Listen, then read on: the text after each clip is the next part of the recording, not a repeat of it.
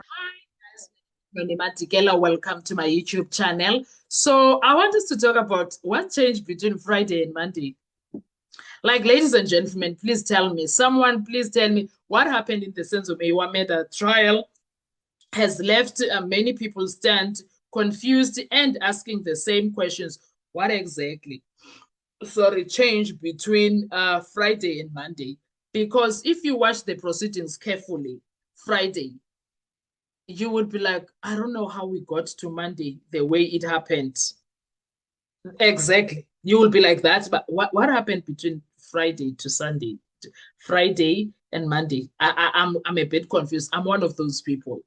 Now, because if you watch carefully, everything was normal on Friday. And then Monday, Biligidi, Yonginto is upside down. If you watch the proceedings carefully, Friday ended in a completely different place from where Monday suddenly began.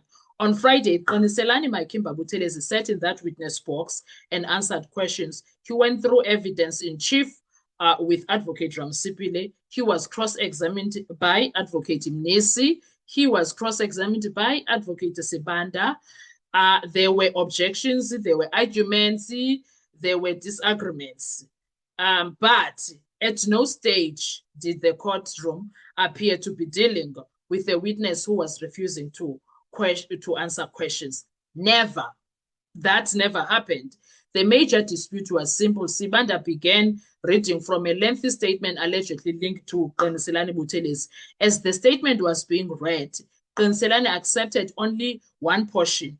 He then told Gininda that him and his brother, Marco Buthelezi, were incarcerated between 2013 until September 2016. He said that information was given to the investigators linked to the Senzo Meyiwa case because the investigators said there was information that was linking them in the Senzo Meyiwa case.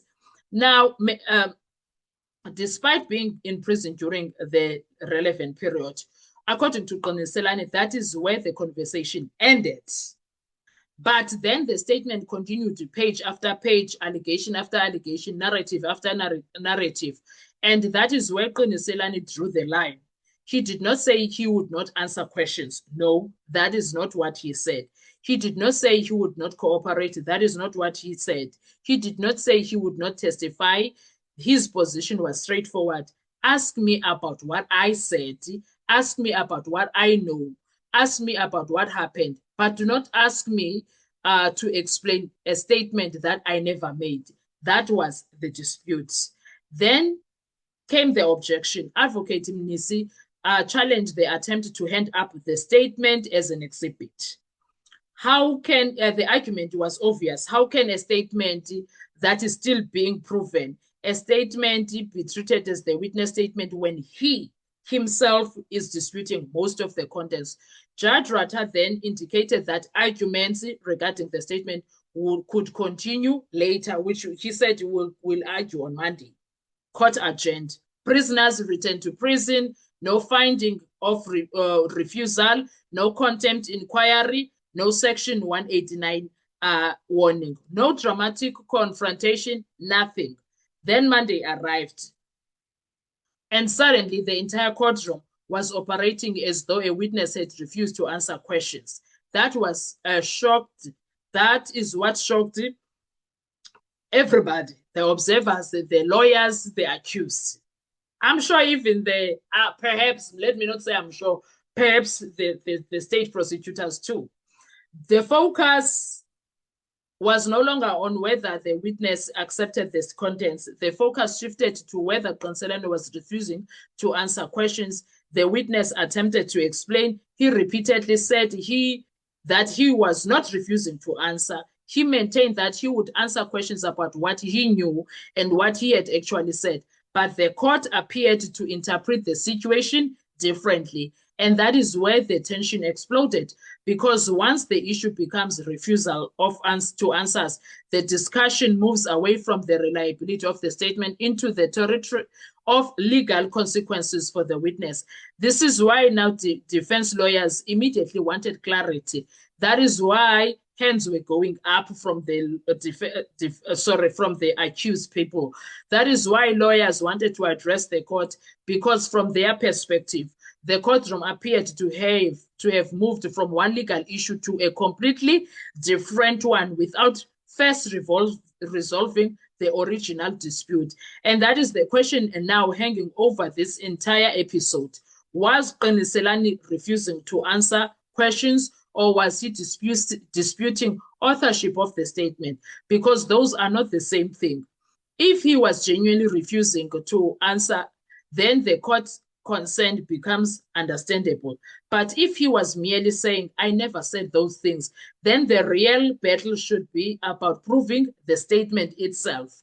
This is why this moment may become one of the most important procedural flashpoints of the trial, not because of what was said, but because of how the dispute was characterized.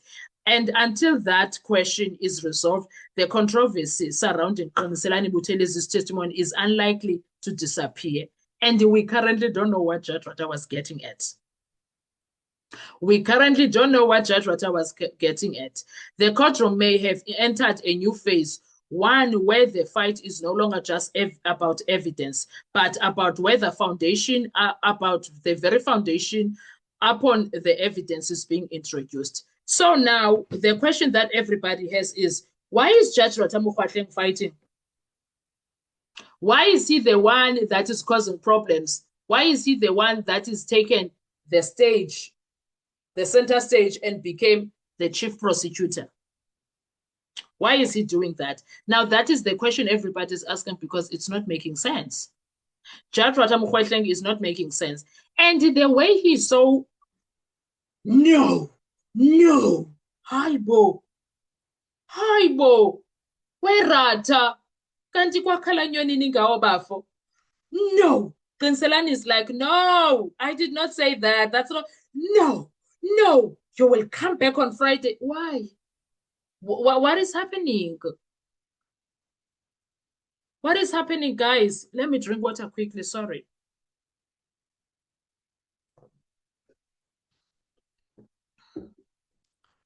Because now I was left confused, Qiniselani was left confused, the defense was left confused, the accused were left confused. What just happened? What is this judge getting at now?